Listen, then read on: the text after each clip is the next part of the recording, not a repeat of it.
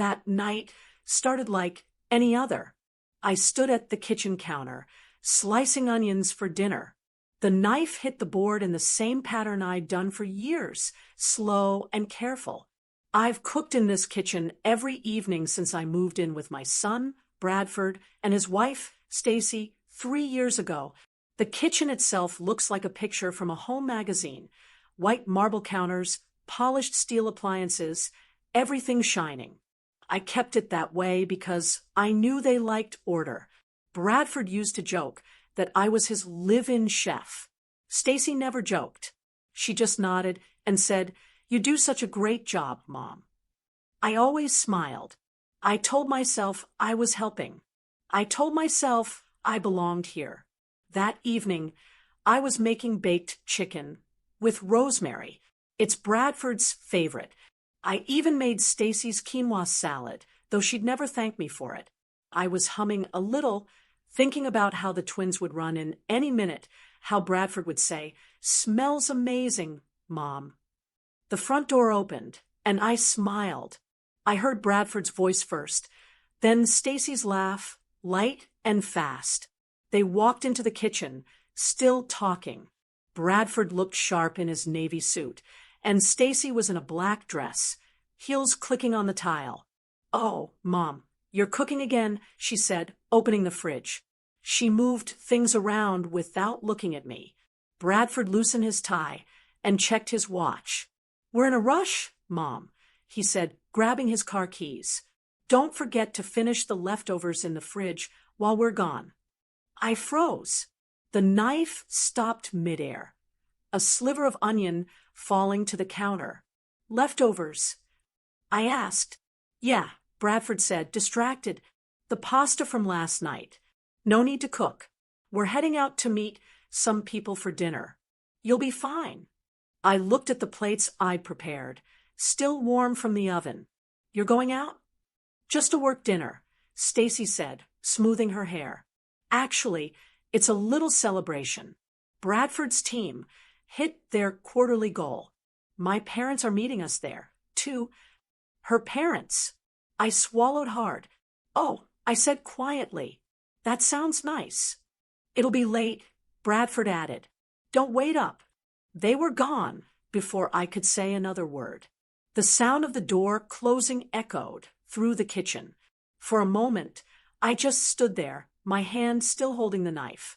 The smell of rosemary filled the air, but it didn't comfort me this time. I looked down at the counter, at the plates of food meant for people who weren't staying to eat.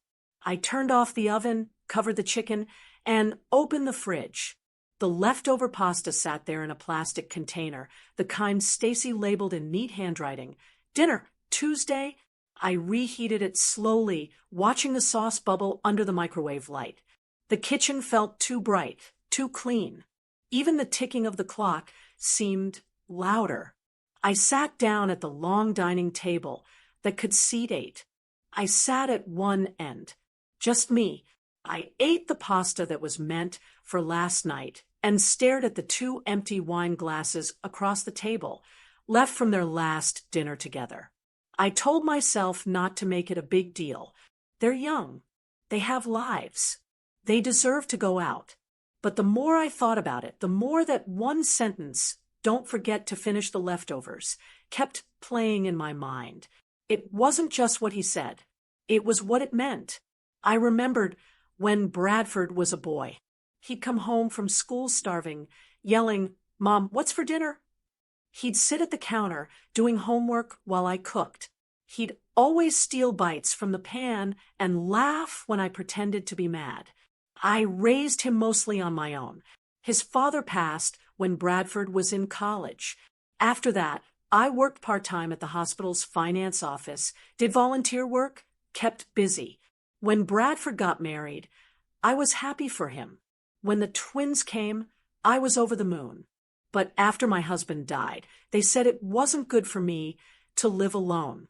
"Come stay with us," Bradford said. "You can help with the kids. You'll never be lonely again." I believed him. At first, it was nice, mornings making breakfast for the twins, afternoons folding laundry, evenings cooking dinner. But slowly, I noticed things changing.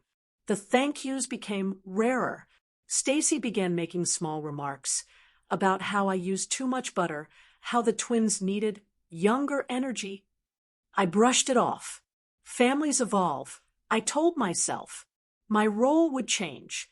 But tonight felt different. Tonight, it wasn't just that I wasn't invited. It was that they didn't even think I'd want to be. When I finished eating, I washed my plate, and though they hadn't used them. The kitchen gleamed again.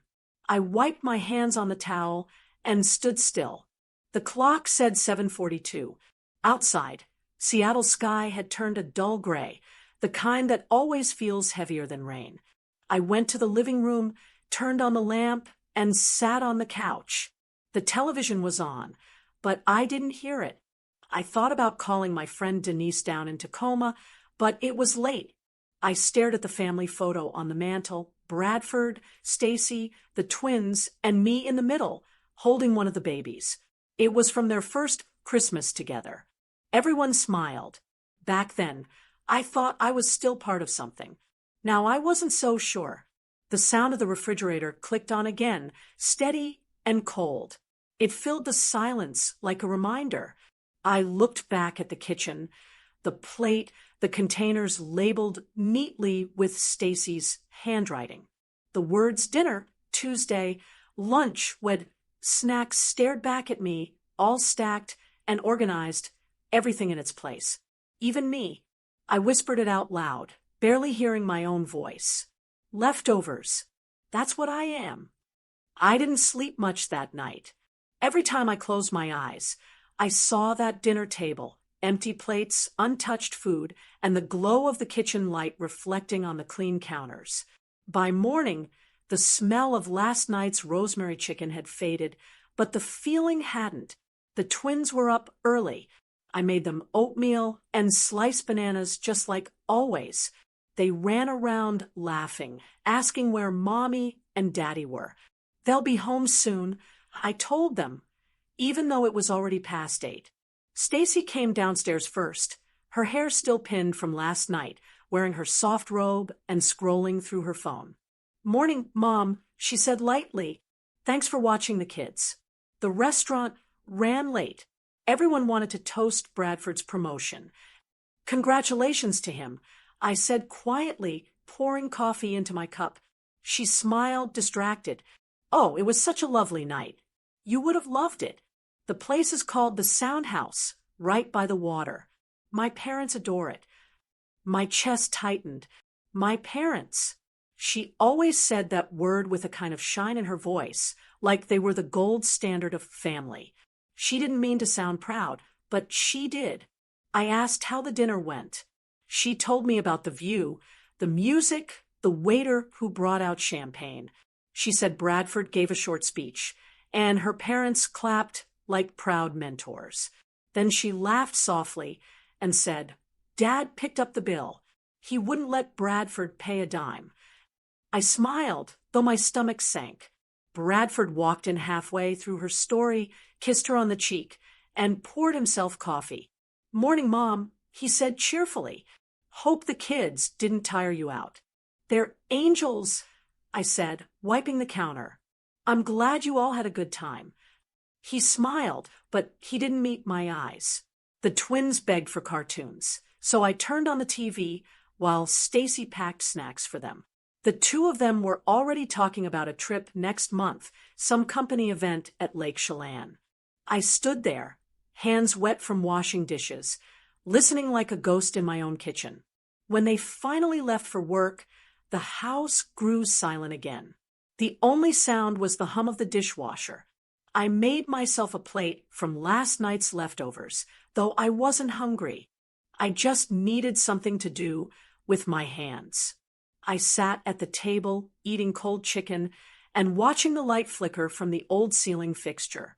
It buzzed faintly, blinking every few seconds. The shadows stretched and faded like a heartbeat. I tried to ignore it, but it kept drawing my eyes, that flicker, steady, unreliable, just like how I felt inside this house. My phone buzzed on the table. It was a photo alert from social media. Stacy had posted a carousel of pictures from last night. I tapped it open. There they were, Bradford, Stacy, her parents, and a few of Bradford's co-workers. They were seated at a long table overlooking the water. Candles glowed, wine glasses sparkled, and every face looked joyful. My son sat in the center, arm around Stacy, smiling like the world was perfect. I pinched the screen to zoom in. Behind them, the Seattle skyline reflected off the dark water, soft and golden. For a moment, I just stared. Then I noticed the caption, celebrating Bradford's big win with family and friends. So proud of you, honey. Family. That word hit me harder than the photo itself. Because if that was family, what did that make me? I set the phone down and stared at my half-eaten meal. The microwave clock read 12:17, but it felt like midnight. The loneliness settled over me like fog. I told myself not to cry. I was too old for that. But the tears came anyway, quiet and slow. After a while, I turned on the news just to fill the silence. The anchor's voice echoed through the kitchen, but I didn't hear a word. My thoughts drifted to the life I used to have before all this. When I lived in Spokane, I had my own house. It wasn't big, but it was mine. A white one-story with blue shutters and a porch swing. I'd rent out the basement to a young couple. Nice people, always on time with rent, always polite. I remember thinking, if anything ever happens, I'll always have that place. Then, when Bradford and Stacy convinced me to move in after my husband's death, they said, "You can keep the rental. We'll help you manage it." It seemed like a good plan at the time. I trusted them. They were family. Now, I wasn't so sure. The next few days went on like nothing had happened. I cooked, I watched the twins, I cleaned. Bradford and Stacy were busy, always on their phones, always moving from one thing to another. When they were home, the house buzzed with energy. When they left, it went silent again. One night, after putting the twins to bed, I walked past the dining table and saw Bradford's laptop open. I shouldn't have looked, but something made me stop. On the screen was a document titled Mortgage Pre-Approval, Bellevue. I clicked it. My stomach turned. There it was in black and white. Loan amount, $920,000. Co-applicants, Bradford and Stacy Wooten. My name wasn't anywhere. The next morning, I asked Bradford about it. "Are you two buying a new house?" He hesitated just a second too long. "We're looking," he said finally, "just exploring options. You know, the twins will need more space as they grow." "That's wonderful," I said softly. "Will I be coming along when you move?"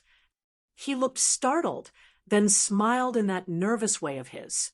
"Mom, don't overthink it. We're just looking right now." I nodded, pretending to believe him. But inside, something felt heavy. That night, I checked Stacy's phone photos again. Another post, another dinner, another caption about our growing family and new beginnings. The word "our" suddenly felt smaller. I sat on the couch, holding my cup of tea, staring out the window at the quiet street. The glow from the streetlight cast a yellow circle on the pavement. Somewhere in the distance, I could hear laughter, maybe from a neighbor's backyard. I thought about all the dinners I'd made, all the laundry I'd folded, the lunches packed for the twins, the late nights when Stacy worked, and I babysat. I had given everything I had, and somehow it wasn't enough to earn a seat at their table. Something had changed. I couldn't put my finger on when exactly. It started, maybe when I stopped being needed, or maybe when they started to see me as part of the furniture. Either way, I knew it now. This wasn't home anymore. I turned off the kitchen light, leaving only the flickering bulb above the sink. The faint buzz filled the quiet, soft but sharp enough to notice.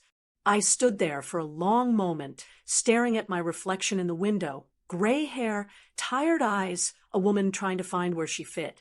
Then I whispered to myself, something's got to give. And deep down I knew it would. That night, the house was quiet again.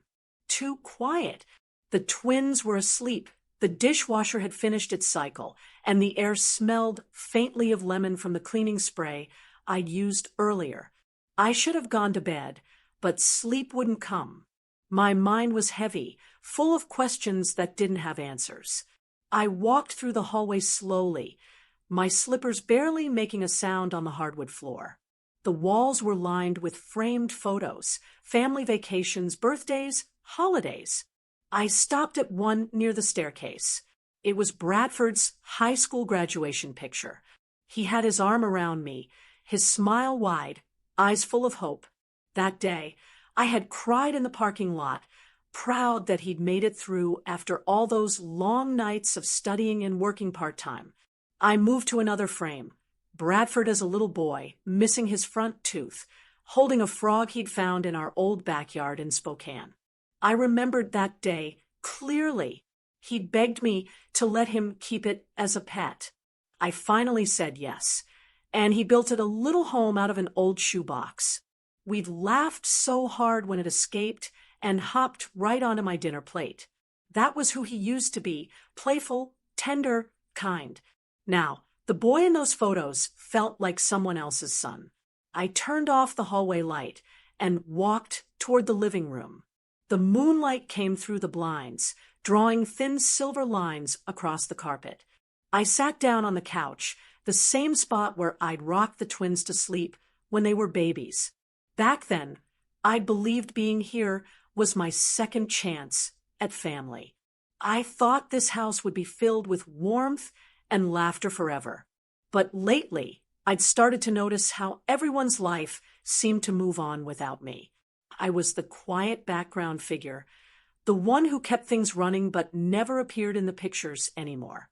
I looked toward the coffee table. There was a pile of mail and magazines. Stacy always left them there, neatly stacked. I began sorting through them, store coupons, a flyer from a daycare, a property tax notice. Then one envelope caught my attention. It was glossy and heavy, with bold gold lettering on the front. The Estates at Bellevue Ridge, a modern family dream. I flipped it open. Inside were photos of wide, open living rooms, glass balconies, and manicured gardens. Every image looked like something out of a commercial. Families smiling over kitchen islands, kids running through yards, parents clinking wine glasses on the patio. At first, I admired how beautiful the homes were. Then I turned to the back page, a sample contract mock-up, with Bradford and Stacy Wooten printed in the corner as example buyers. My eyes caught on the note scribbled in Stacy's handwriting. Ask Mark about financing. Mark was her brother. He worked in real estate. My stomach turned cold. I read it again, slower this time. My name wasn't anywhere. There was no mention of me, no space for an additional family member. Nothing about an in-law suite or guest room. Just a picture of a sleek, two-story house with 3 bedrooms and a description that read, designed for growing families who value privacy and modern independence. I sat back, holding the brochure in my lap. The silence in the room suddenly felt heavier, pressing down on my chest. The only sound was the faint ticking of the wall clock and the soft hum of the refrigerator down the hall. So it was true. They were planning to move. I tried to tell myself maybe it was just an idea, something Stacy picked up out of curiosity. But that handwriting, ask Mark about financing, didn't sound like curiosity. It sounded like a plan. I closed my eyes and leaned back. My thoughts drifted to my old home in Spokane, the one Bradford convinced me to rent out. I still remembered the day we sold my husband's car to help fund the down payment for that place. My husband, Paul, had been so proud of it. A little piece of security for our future, he'd said. After he died, that house had become my anchor. And now it was just a line on a lease that I didn't even manage myself anymore. Bradford said he'd handle the rent payments and repairs. "You've done enough, Mom," he told me. "Let us take care of things." Maybe I'd let him take too much. I stood and walked toward the window. Outside, the quiet Seattle street glowed under the street lamps. The neighbor's cat sat on the curb, staring at something invisible. I could hear faint laughter from across the street.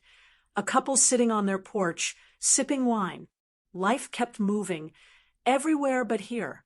I turned back toward the living room. The brochure was still on the table, the gold lettering catching the light. I picked it up again, staring at the picture of that perfect house. For a moment, I imagined them living there, Stacy arranging flowers in the kitchen, Bradford playing with the twins in the yard. And me? I wasn't anywhere in that picture. I folded the brochure and slipped it into my sweater pocket. Not out of anger, but to remind myself later that I wasn't imagining things. Something was shifting under my feet, and I needed to pay attention. As I walked toward my room, I passed the twins' door. I could hear their soft breathing, the tiny hum of their night light. I smiled. They were the one thing that still felt pure. I didn't want to lose them, too. I sat on the edge of my bed, the brochure still in my hand. I opened my phone and scrolled through old photos. Bradford's wedding, our family Christmas, the twins' first birthdays. Then I came across one of me and my husband standing in front of our old Spokane house. My hair was darker then, his arm around my shoulders. We both looked tired, but content. I remembered how he used to say, "Vic, home isn't just a place. It's where they remember to save you a seat." That line came back to me now, hitting harder than ever, because in this house, I wasn't sure there was a seat left. I lay down, the glow from the hallway stretching across my room. I couldn't stop replaying every small sign I'd ignored, the whispered talks behind closed doors, the new mail that never had my name, Stacy's sudden interest in open houses. Somewhere deep down, I already knew the truth. They weren't just planning a new home. They were planning a new life. And I wasn't part of it. I reached out to turn off the lamp, but stopped. The brochure was still on my nightstand. I ran my fingers over the gold letters and whispered, "Let's see where this goes, then."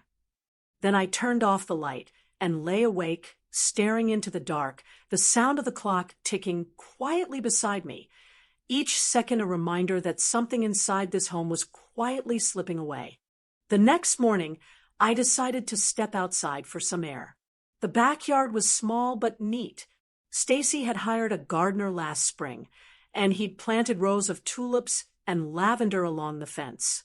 I usually watered them in the mornings before anyone was up, just to have a little peace before the house came alive. That day, I stood there with the watering can, lost in thought, when I heard a familiar voice from the other side of the fence. "Victoria, is that you?" It was Grace, our next-door neighbor. She was around my age, always cheerful, always out early walking her dog. I smiled and waved. "Morning, Grace," I said. "Beautiful day, isn't it?" "It sure is," she replied. "Oh, and congratulations to Bradford. I saw him at the cafe yesterday. He mentioned the mortgage pre-approval finally went through. Must be such a relief for your family." I froze. The watering can slipped slightly in my hand. "Mortgage pre-approval?" I asked. Grace nodded, still smiling. "Yes. He said they're hoping to close on a new house in Bellevue before summer." He sounded so excited. I tried to keep my voice steady. "Oh, that must have been what he was referring to. Big news, huh?" Grace said. "He said it's a gorgeous place, something about a big yard for the twins." I forced a small smile, though I could feel my pulse thumping in my neck. "Yes, very big news." Grace's dog barked, and she waved as she walked off. "I'm happy for you all." "Thank you," I said softly, even though my throat felt tight. When she disappeared around the corner, I stood there for a long minute, staring at the damp tulips. The truth landed slowly, like a weight pressing down on my chest. So it wasn't just an idea. They were really buying a house. And Grace, my neighbor, knew before I did. I turned off the hose and walked back inside. The kitchen smelled of fresh coffee. Bradford was at the counter, reading something on his tablet. Stacy was upstairs getting the twins ready for preschool. I tried to sound casual. Bradford, I ran into Grace outside. She said congratulations are in order. He looked up. Oh, for what? For the mortgage, I said. She said you mentioned a pre-approval. His hand hesitated over the coffee mug. Oh, yeah, we've been exploring a few things. Nothing final yet. Bellevue? I asked. His eyebrows twitched. You talked to Grace, huh? I did, I said, folding my hands on the counter. Seems like she knew more about it than I did. Mom, don't make this into a big thing, he said quickly. We're just looking at options. You know how it is. Stacy's parents live closer to that side of town. It would make things easier. Easier for who? He sighed. Everyone really. Shorter commute for me, better schools for the twins. And Stacy's parents could help more often. They've been offering. I stared at him. So what happens to me? He gave a short laugh, though it didn't sound natural. Mom, let's not overcomplicate this. We're just looking. No decisions yet. Before I could respond, Stacy came downstairs, adjusting one of the twins' jackets. Everything okay? She asked, noticing the tension. Your mom's worried we didn't tell her we were browsing houses, Bradford said quickly.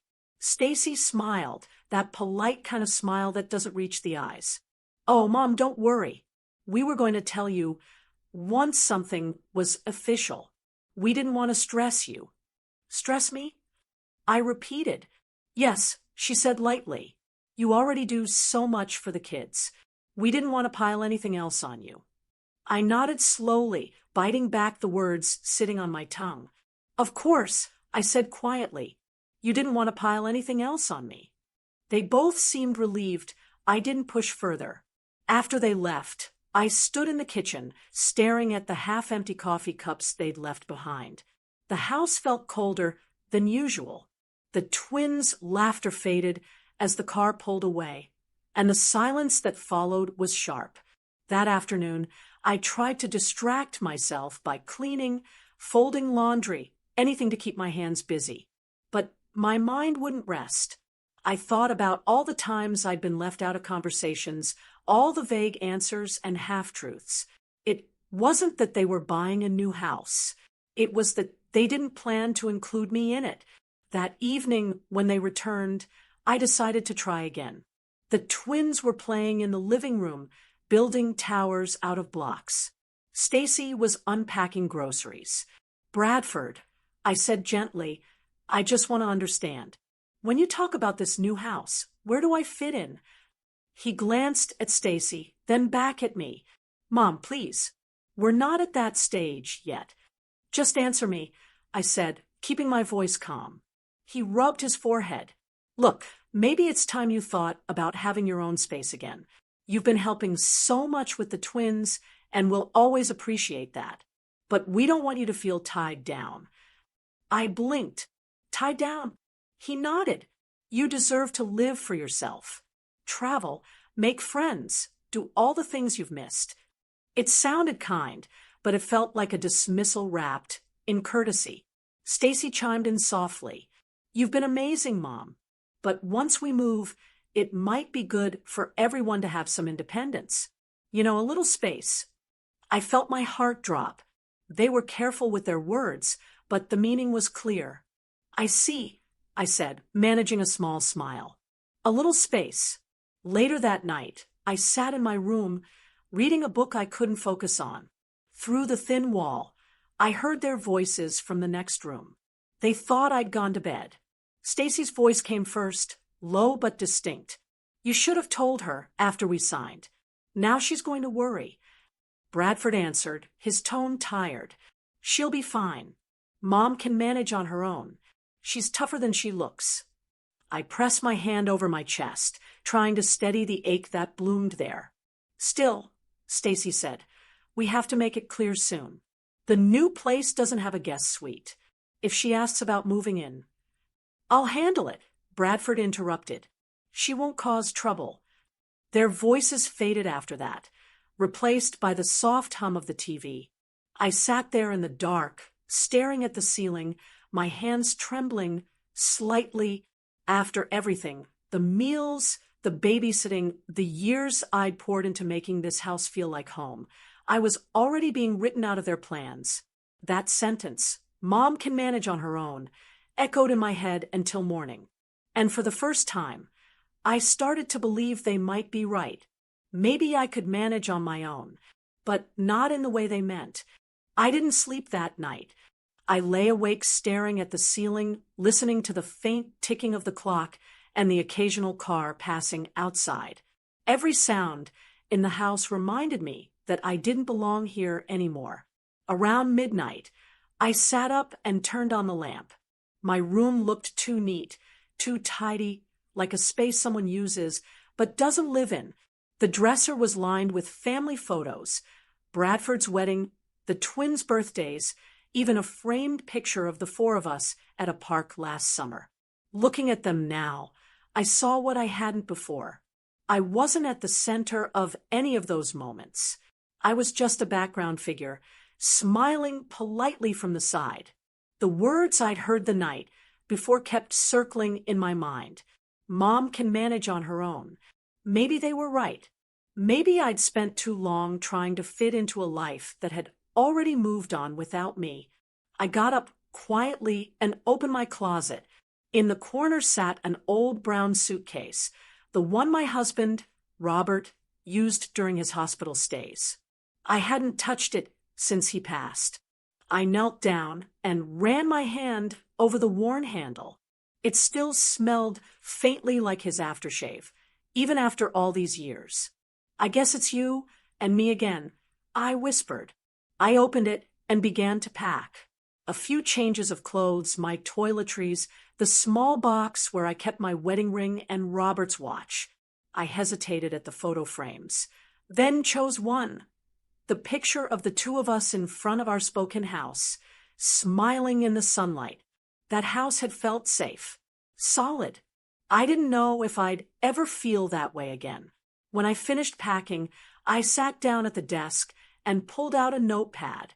The words came slowly at first, then all at once. "Bradford, don't worry about me. I've gone to stay with a friend for a few days. I just need some time to think. Take care of the twins. Love, Mom." I stared at the note for a long moment before adding one more line at the bottom. "There's a casserole in the fridge. It just needs heating." I left the note where I knew they'd see it, on the kitchen counter, right beside the coffee maker. Then I took one last look around the house. The place was spotless, just the way Stacy liked it. Everything in its place. Except me.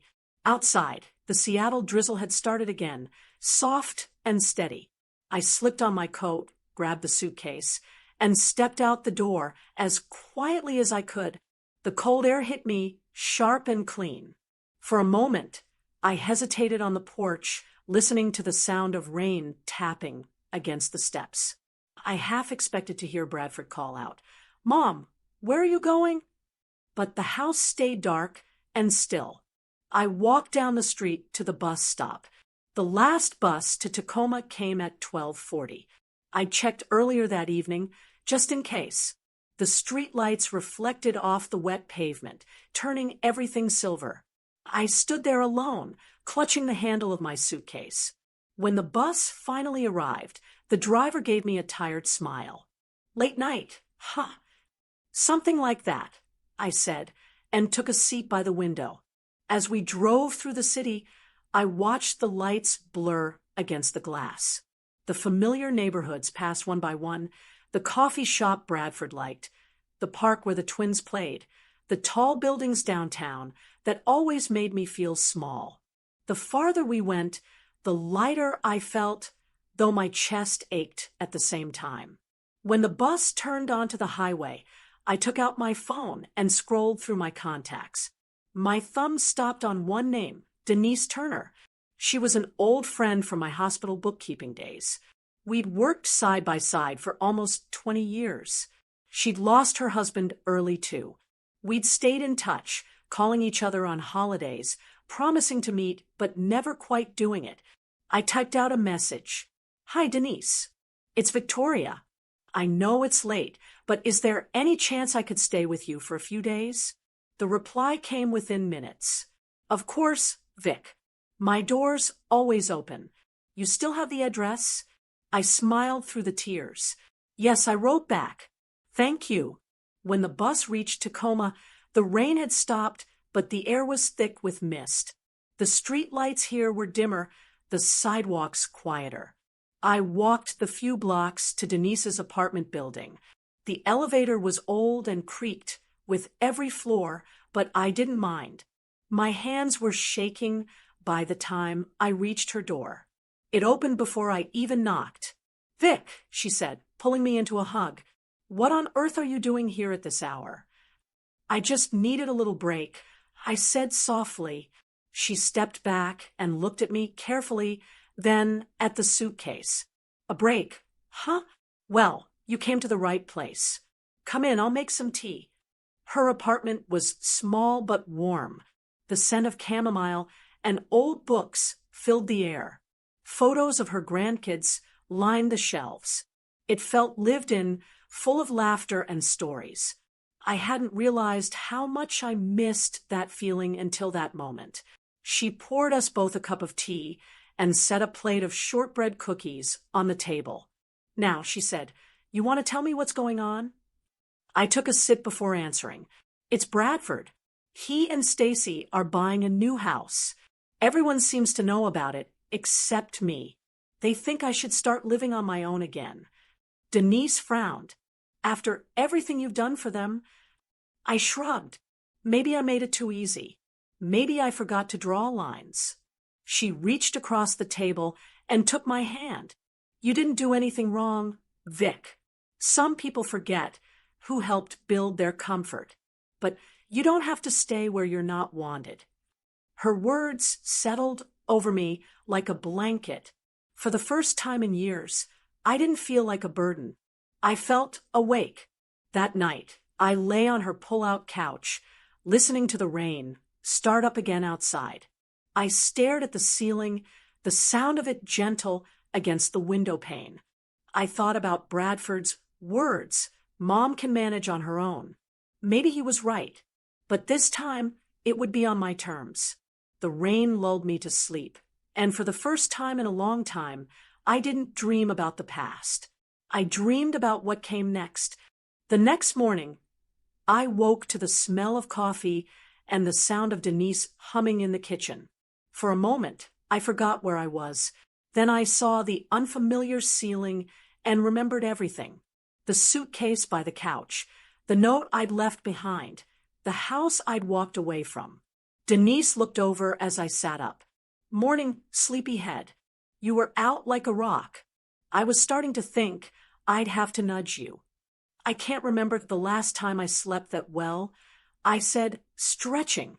She poured me a mug of coffee and slid it across the table. "Good. You needed it. Now tell me what you want to do today." I blinked at her.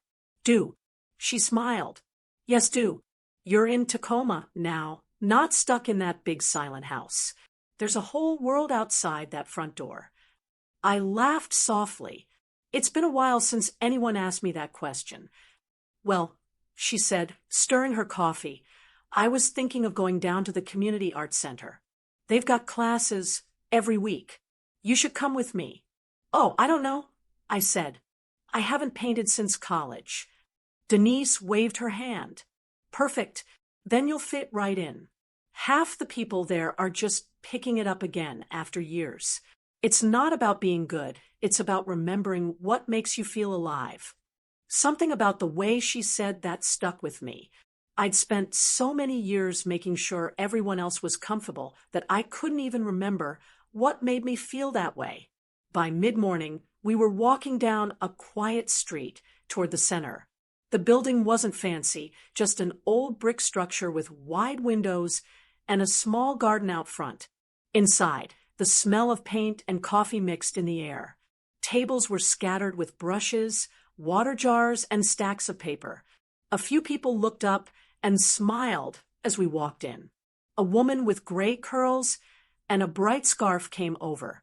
"You must be Denise's friend," she said warmly. "I'm Carla, the instructor. Welcome."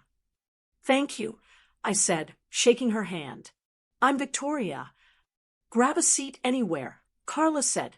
"Today we're doing something simple, painting light through glass. Don't think too hard.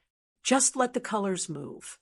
I found a spot near the window and watched as everyone dipped their brushes into trays of watercolor. The room filled with quiet chatter and the sound of brushes tapping gently against glass jars. At first, I hesitated. My hands felt stiff, unsure, but as I dipped my brush into the blue paint and watched it spread across the paper, something inside me softened. The color bled into lighter shades, merging with yellow and white. It looked like sunlight streaming through a window. I lost track of time. For the first time in years, my mind wasn't worrying about dinner plans or laundry or anyone else's needs. It was just me, the paper, and the quiet rhythm of the brush. Denise leaned over after a while and said, "Would you look at that? You still have the touch." I smiled. "It's been hiding, I guess." She nodded. Maybe it was waiting for the right time. When class ended, Carla came by to look at our work. "Beautiful, Victoria," she said. "You have a gentle hand. Your colors are calm, but they carry emotion. You should keep at it." Her words warmed me in a way I hadn't expected. I'd forgotten how good it felt to be seen for something other than what I could do for others. That evening, back at Denise's apartment, I sat by the small table with my painting in front of me. I picked up a pen and hesitated for a moment. Then, instead of signing Mom, the way I sometimes labeled things at Bradford's house, I wrote my full name in the corner, Victoria Wooten. I stared at it for a long moment. It felt strange, but right, like meeting an old friend after years apart. Later that night, my phone buzzed on the table. The screen lit up with Bradford's name. I let it ring. Then another call came, and another. Finally, a voicemail. I pressed play. "Mom, it's me. We saw your note. Are you okay? Stacy's worried sick. Just call me, please." His voice sounded tired, but not panicked. Not the voice of a man whose mother had just left in the middle of the night. I deleted the message. 2 hours later, another one came through. "Mom, it's been 2 days now. Just tell us you're safe. The twins keep asking for you. Please." I didn't answer that one either. Denise noticed and said, "You're not calling him back?" "Not yet," I said. "He'll figure out I'm fine. I just need a little time to breathe before I let him pull me back." Denise nodded knowingly. "You don't owe them an explanation right now. They've been taking from you for years. It's okay to take some peace back for yourself." I spent the next few days helping around her apartment, going to the art center, and walking by the harbor. I bought a cheap sketch pad and started painting small things, mugs, flowers, even the way morning light hit the window pane. Each stroke felt like therapy, each color a piece of myself coming back. One afternoon, Carla announced that the community was putting on a small art exhibit. She asked if anyone wanted to submit something. Denise nudged me. "You should enter that sunlight painting." I laughed. "Oh no, that's not for showing." "Why not?" she said. "It's beautiful. And you made it during one of the hardest weeks of your life. That means something." So I did. I turned it in, signed proudly at the bottom, Victoria Wooten. The night of the exhibit, I stood with Denise in the small gallery space, surrounded by people chatting over cookies and coffee. My painting hung near the back, quiet and simple. A woman stopped in front of it and whispered, "This one feels peaceful." That one comment was worth more than 100 thank yous I'd never gotten from Bradford or Stacy. Later that evening, as we walked home, I told Denise, I used to sign everything, Mom. Notes, lunchboxes, even cards to myself. I forgot that I had a name before that. Denise smiled. Well, you just found it again. And she was right. For the first time in years, I wasn't living under someone else's title. I wasn't just a caretaker, a cook, or a babysitter. I was Victoria Wooten, a woman who could still create something new. That night, as I washed my brushes in the sink, I felt a calm I hadn't felt in decades. The phone sat on the table, buzzing again with another missed call. I glanced at it, then looked back at the water swirling with color in the sink. For once, I let it keep ringing. A week passed at Denise's apartment before anything unusual arrived. Each morning, she'd go downstairs to collect the mail, then drop my few letters on the small kitchen table with a smile. Most days it was nothing more than flyers or junk ads.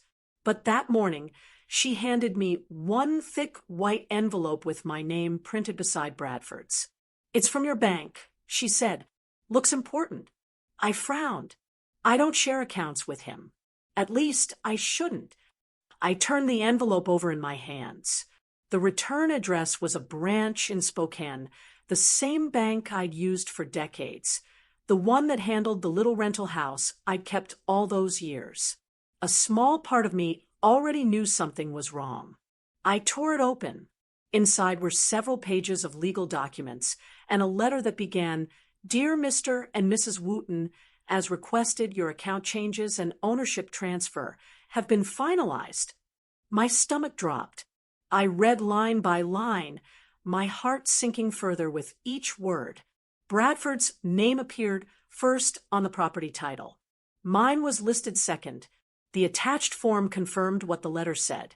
He had transferred full ownership of my Spokane house into his name. The house my husband and I bought with our savings. The house that had always been my safety net. I reread it, hoping I'd misunderstood. But it was clear. Bradford had taken control of it completely for management purposes. He hadn't even told me. Denise saw my face pale. "What's wrong?" I handed her the letter. She read it silently, then looked up, stunned. "He did this without telling you." I nodded, barely able to speak. "That's not just sneaky," she said sharply. "That's theft." I swallowed hard. He must have had access to my old documents.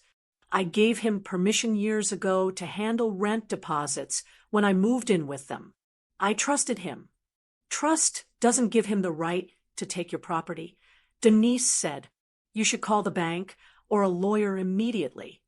I stared down at the papers. The anger didn't come all at once. It started as a slow, steady heat. My son, my own son, had taken what little independence I had left. I thought of the young family renting that house. The Parkers, a couple with 2 little girls. They'd lived there for years, never missed a payment, always sent me a Christmas card with a photo of their girls in front of the porch. The same porch Robert and I had painted ourselves the summer before he died. I still had their last card in my wallet. It said, "Thank you, Mrs. Wooten, for keeping this place our home." My throat tightened. I looked again at the signature line on the bank form. Bradford's name was bold, confident. Mine was scrawled beneath it, smaller, but something about it didn't look right. The curve of the letters felt off. It hit me all at once. "That's not my signature," I said aloud. Denise leaned closer. "You're sure?" "Positive." "Then you need to fight this," she said. "You can still fix it." I sat back, clutching the papers, and for a long time I said nothing. Part of me wanted to do exactly what she said, call a lawyer, demand the house back, teach him a lesson. But another part of me felt something colder, sharper. I was tired of being a problem that needed solving, tired of reacting to their choices. I wanted to make one of my own. I pulled out my phone, found the Parkers' number, and pressed call. Hello.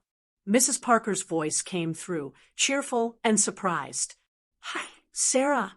It's Victoria Wooten, I said, steadying my tone. I know this is out of the blue, but I need to talk to you about the house. Oh, Mrs. Wooten, we were just talking about you last week. Is everything okay? I'm in a bit of a situation, I said. I have to sell the property immediately. I wanted to ask if you'd be interested before I list it. There was a pause. We'd love to, but we could never afford what it's worth. We've looked. Houses in that area are sky high now. I know, I said quietly. That's why I'm offering it to you first. If you can get me $150,000 in cash within 2 weeks, it's yours. I heard silence on the other end, then a gasp. Mrs. Wooten, that house is worth more than twice that. Are you sure? Yes, I said simply. It's time it belongs to someone who'll love it the way I did. She was speechless for a moment. We don't know what to say. Just say yes, I told her. Her voice broke a little. Yes. 100 times yes. Thank you. You don't know what this means for us. When I hung up, my hands trembled, not from fear, but from a strange kind of relief. I finally felt like I was doing something that couldn't be taken from me. Denise stared at me in disbelief. You just gave away $100,000. I met her eyes. I gave it to people who'll take care of what's mine. I'm tired of fighting over money with people who see me as an obstacle. Bradford wanted control of that house. Well, now nobody controls it. She shook her head. You'll regret this one day. Maybe, I said quietly, but at least it'll be my regret, not his mistake. 2 days later, Sarah and her husband drove down to Tacoma to sign the papers. They brought flowers and a handwritten thank you card. They looked so young, full of hope, the same way Robert and I once were. Watching them sign made something loosen in my chest. When they left, Denise handed me a cup of tea. You could have called a lawyer and fixed this the proper way. I could have, I said, but then I'd be trapped in months of paperwork and anger. I don't want revenge. I want peace. That evening, I laid the signed sale documents on the table. The late summer air drifted through the open window, stirring the edges of the papers. I watched them flutter lightly, the ink still fresh. It wasn't the ending I'd ever imagined for that house, but it was mine to make. Freedom had a price, and for once, I paid it willingly. 3 days after the sale was finalized, I woke to the sound of pounding on the door. Denise, startled, called from the kitchen. Vic, someone's here for you. I already knew who it was. When I opened the door, Bradford was standing there, rain dripping from his coat, his face red with anger. He didn't even say hello. You sold the house, he demanded. To who? I looked him straight in the eye. To someone who values it and didn't steal it. His mouth fell open. You can't be serious. That house was worth $250,000. You just gave it away. I didn't give it away. I said evenly, I sold it for what I thought was fair. Fair, he barked. You sold our family's property to strangers for pennies. Do you even realize what you've done? You've sabotaged your own future. I crossed my arms. No, Bradford, I just refused to fund my own erasure. He looked at me like he didn't understand. What's that supposed to mean? It means, I said, keeping my voice steady, that you were already planning a future without me. A new house, new life, everything neat and tidy, except the part where your mother existed. You didn't even think I'd notice that you transferred my property into your name. You erased me on paper, but I made sure to remind you I'm still here. Bradford's eyes widened. That's not what this was. Stacy and I were just trying to make things easier.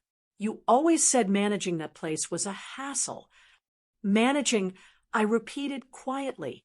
That's what you call stealing someone's signature. He froze. I know about it, Bradford. I said, the bank sent me the papers. The signature wasn't mine. He rubbed his face. Mom, listen, Stacy said. Don't. I cut in sharply. Don't you dare put this on Stacy. You're a grown man, not a puppet. If you made that decision, own it. He looked down, the fight draining from his face. I thought I was protecting you. Protecting me from what? I asked. From independence. From remembering I still have a say in my own life. He opened his mouth, then shut it again. I spent my whole life protecting you. I said, working extra hours, skipping vacations, making sure you never felt the struggle your father and I went through. And now you tell me selling the house I built with him is protecting me? He sighed heavily. We just wanted security for the kids, Mom. Stacy thought. Stop hiding behind Stacy. I said firmly, this isn't about her. This is about you deciding what's best for me without asking. His shoulders slumped. So what now? You expect me to applaud you for throwing away $100,000. I shook my head. No, I expect you to understand that peace is worth more than any dollar figure. He paced the small living room, frustrated. You're acting reckless. This isn't like you. I smiled slightly. No, this is exactly like me. You just haven't seen this version of me in a long time. Bradford stopped pacing and turned toward me. His voice softened. Mom, I didn't mean to hurt you. Stacy, she gets ahead of herself. She keeps saying we need to plan for the future, think long term. I didn't realize what it looked like from your side. I studied him. For a moment, I saw the boy he used to be, the one who used to cry, when he thought he'd disappointed me. But I'd learned that guilt didn't always mean change. Bradford, I said gently, when did you start believing your mother's value is in her property and her babysitting skills? I'm not an asset for you to manage. I'm a person. He sat down on the couch and buried his face in his hands. I know. I messed up. I just thought. You thought I'd never speak up, I said. And for years, you were right. He looked up, his eyes red. I didn't mean for things to go this far. I just wanted to make life easier for everyone. Stacy said it would be simpler if we had control over your affairs, so you didn't have to worry about bills or paperwork. I thought it made sense. I sighed. Simpler for who? Bradford? It wasn't about helping me. It was about helping yourself feel in control.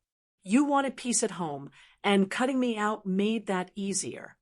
He looked like he wanted to argue, but no words came out. Denise, who had been quietly pretending to tidy up in the kitchen, finally spoke. Bradford, sometimes doing the right thing means admitting when you've treated someone like they were optional. He turned toward her. I wasn't trying to. I know, she said, but intent doesn't erase the damage. He nodded slowly, eyes down. I'll make it right, Mom. I'll talk to the bank. We can fix this. I interrupted him with a small wave of my hand. You can't fix what I've already let go. The house isn't ours anymore. He stared at me in disbelief. You're really okay with that? I am, I said quietly. I needed to let go of something that had turned into a burden. Your father built that home so we could have security, not so it could be used to cage me. He rubbed his forehead. I can't believe you did this. I can, I said, because for the first time in a long time, I did something for myself. He stood there for a while, silent. Finally, he whispered, Stacy's going to lose it when she finds out. I smiled faintly. That's her problem. He shook his head. You've changed. I've remembered. I corrected. I remembered who I am. He looked at me for a long moment, then quietly said, Mom, I never meant to erase you. But you did, I said, not unkindly. And now it's my turn to rewrite the ending. He took a deep breath. So what do you want from me? Nothing, I said, just honesty. and space. You can't own what doesn't belong to you. Not my home, not my money, and not my life. Bradford stood there, staring at me like he was trying to memorize the woman in front of him. Then, without another word, he turned and left. The door clicked shut, and I felt the weight of years lift off my shoulders. Denise came over, shaking her head. That was a storm. I nodded, still staring at the door. Yes, I said softly, but sometimes storms clear the air. And in that quiet living room, I realized the truth. Freedom didn't always come wrapped in kindness. Sometimes it came through confrontation and the courage to say, enough. 3 months later, I moved into a senior co-living community in Bellevue. The irony wasn't lost on me. I was now living in the very city Bradford, and Stacy had been so eager to move to. Only I got there first, and on my own terms. The place wasn't what most people imagine when they hear senior living. It wasn't quiet or lonely. It was full of life, people walking dogs, sharing stories over morning coffee, and taking yoga classes in the garden. The building had large windows, a shared art studio, and a little cafe downstairs that always smelled like fresh cinnamon rolls. I used part of the money from the spoken sale to pay the deposit, and for the first time in years, I didn't have to ask anyone's permission to spend my own money. I could have chosen something smaller, cheaper, but I wanted to invest in a place that felt like a beginning, not an ending. Denise helped me move in. She insisted on carrying the light boxes while I handled the delicate ones marked paintings. When we finished, she stood in the middle of my new living room and grinned. Well, look at you, she said. A view of the skyline, your own balcony, and an art studio downstairs. I'd say you've landed on your feet. I think I finally did, I said.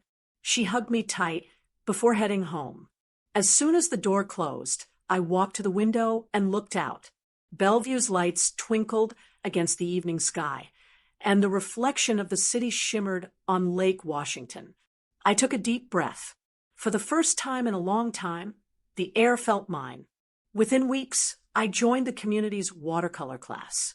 Carla, my old instructor from Tacoma, had introduced me to a teacher here named Janet. She asked if I'd consider helping out since I had experience from the previous group. What started as assisting became leading.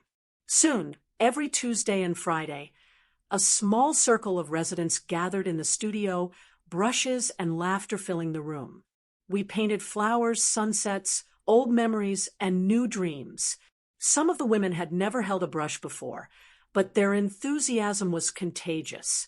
I saw pieces of myself in each of them, widows, mothers, women who had given everything to others and were finally learning to keep something for themselves.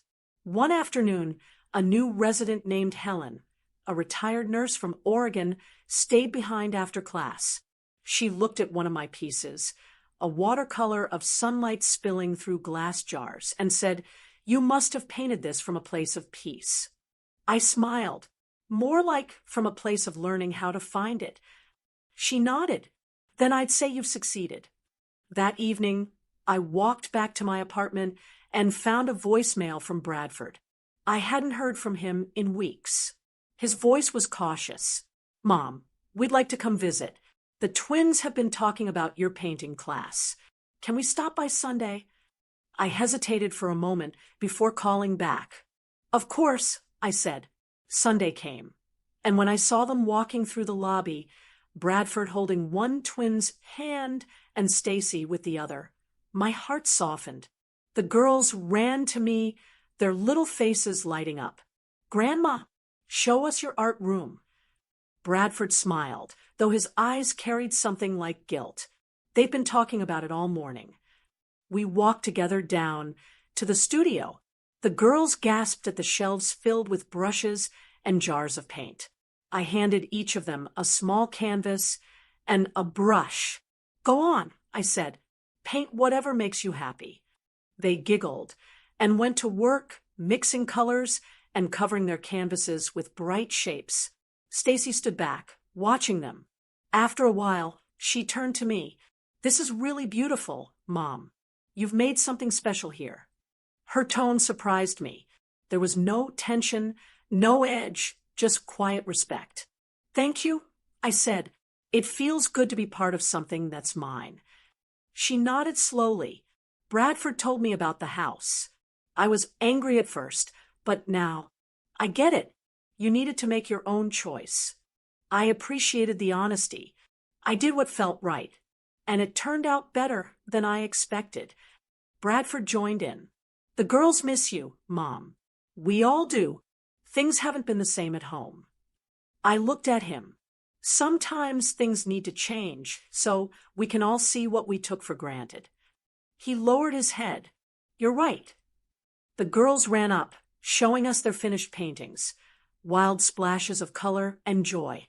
"We want to come again next week," one of them shouted. "You can," I said with a smile. "Any time."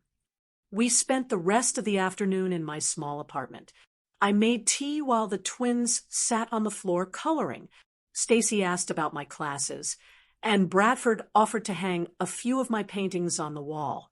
It was simple, peaceful.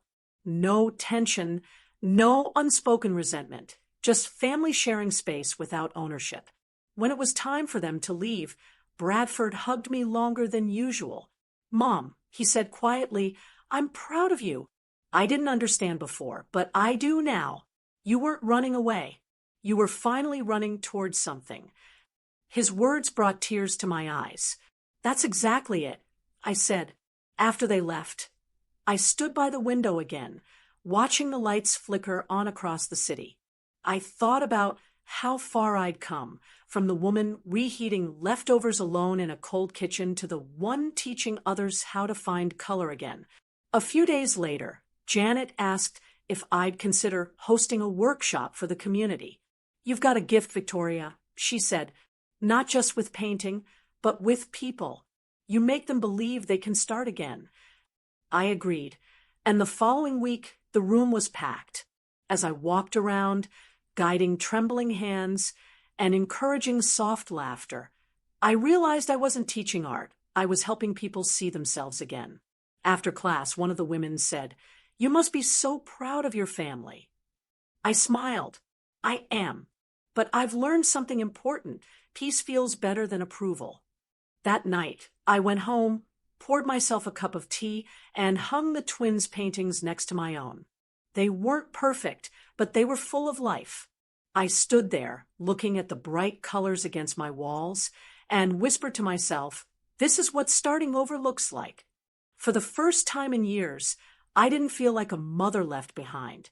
I felt like a woman who had built something new, not from what she'd lost, but from what she'd finally chosen for herself. The morning light in my apartment had a way of softening everything. It came through the wide window beside my art table, warming the wooden floor and casting a golden glow across my brushes.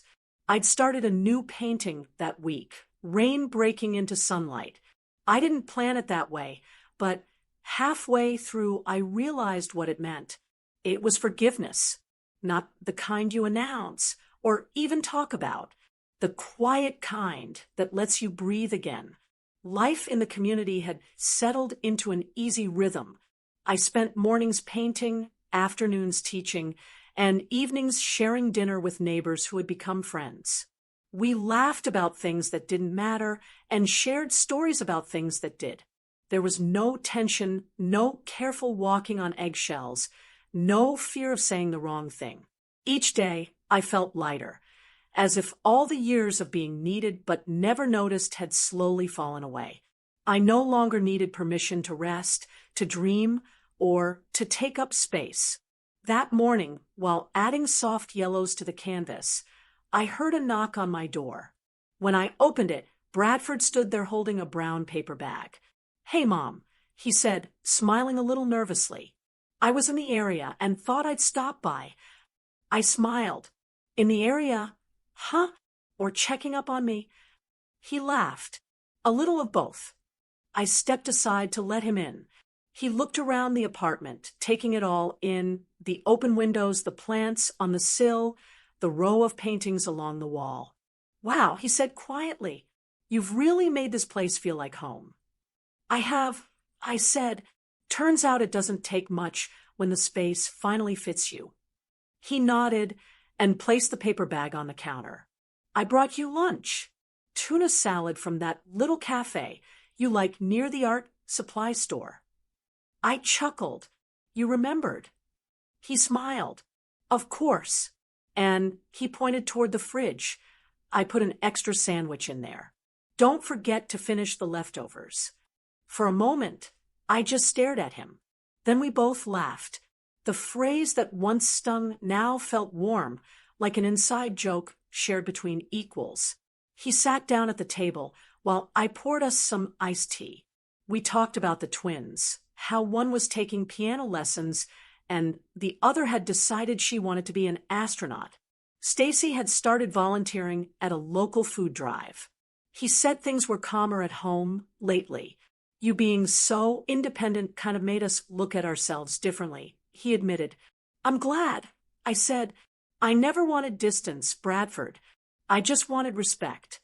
He nodded slowly. "You've got it. And for what it's worth, Stacy told me to tell you she admires what you did, even if she didn't understand it at first." I smiled faintly. That means more than she knows. We finished lunch quietly, a comfortable silence between us. When he stood to leave, he hesitated at the door. "Mom," he said, "I never thanked you for that house. Not for selling it, but for teaching me what ownership really means." I looked at him curiously. He continued, "I spent so much time thinking security was about holding on to things. But you showed me it's about knowing when to let go." I reached out and squeezed his hand. "That's a lesson I had to learn the hard way, but I'm glad you see it now." After he left, I walked back to my art table. The light had shifted, turning the room a soft amber. I picked up my brush and added the final stroke to the painting, a streak of sunlight cutting through the last bit of gray. As I sat back, I thought about how far I'd come. From that night, standing in the kitchen, holding a plate of cold leftovers, to this quiet morning filled with color and calm. It hadn't been an easy journey, but it was mine. Every decision, every mistake, every moment of doubt had led here to peace that didn't depend on anyone else's approval. Maybe freedom wasn't about walking away. Maybe it was about standing still until the noise around you faded and your own voice grew loud enough to hear again. Later that week, the community held an art showcase. I decided to display my new piece, the one with the sunlight breaking through rain. I called it the Window of Light. When people asked about the meaning, I told them it was about the moment when you stop waiting for others to see your worth and start seeing it yourself. When the evening ended, Janet handed me a small card. "For you," she said. Inside was a quote written in her neat handwriting. "Maybe freedom isn't leaving people behind. Maybe it's teaching them you were never theirs to keep." I smiled. "That's beautiful." She winked. "You said it last week in class. I just wrote it down for you." That night, I hung the Window of Light on my wall. I stood back and looked at it, the soft grays fading into gold. It wasn't just paint on paper. It was my story. Before turning in, I opened the fridge to grab some water. The paper bag Bradford had brought earlier was still there, along with the sandwich he'd left behind. On it, he'd written a note. "Don't forget to finish the leftovers. Love, B." I smiled, closed the door, and whispered, "I won't." Then I turned off the light and looked out the window at the quiet city below. The reflection of my apartment lights shimmered against the glass, blending with the night sky. And I thought about how forgiveness doesn't mean forgetting. It means finally understanding that you can let go without losing yourself. So if you've been holding on to something that no longer feels like love, let it go. Let it breathe. Let yourself breathe. Maybe freedom isn't leaving people behind. Maybe it's showing them you were never theirs to keep. Tell me, what do you think? Was I right to sell that house for less, just to make a point? Or did I go too far? Would you have chosen justice or security? And what does freedom look like to you, especially after 65? If my story touched you, I'd love for you to like this video, share it with someone who needs to hear it, and subscribe to the channel for more stories like this, stories about finding strength, peace, and a new beginning no matter your age. Don't forget to download this wonderful book called 38 Uplifting and Funny Short Stories for Seniors, easy-to-read tales that bring laughter, memories, and mental stimulation. It's full of heartwarming, simple stories written to bring a smile, stir up memories, and remind us that joy doesn't fade with age. It grows stronger. You'll find it in the pinned comment below.